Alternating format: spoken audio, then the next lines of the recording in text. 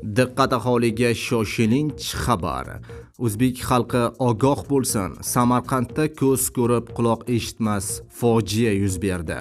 Barcha o'zbek fuqarolarini Alloh asrasin.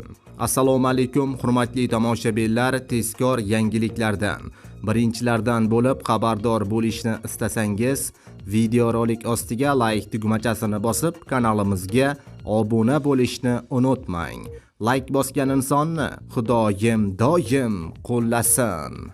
Diqqat qiling, bugun 25-iyun kuni Samarqand shahrida joylashgan avtomobil shinalari do'konida yong'in chiqdi. Bu haqida Favqulodda vaziyatlar vazirligi xabar berdi. Qayd etilishicha, soat 15:05 da Samarqand viloyati Favqulodda vaziyatlar boshqarmasiga Samarqand shahar Spitamin Shoh ko'chasida joylashgan skuter va avtomobil shinalarini sotish do'konida yong'in sodir bo'layotganligi to'g'risida xabar kelib tushgan.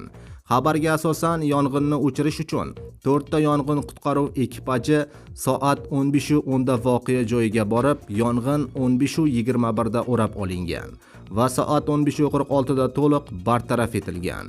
Jabrlangan va halok bo'lganlar haqida hali ma'lumot kelib tushmagan.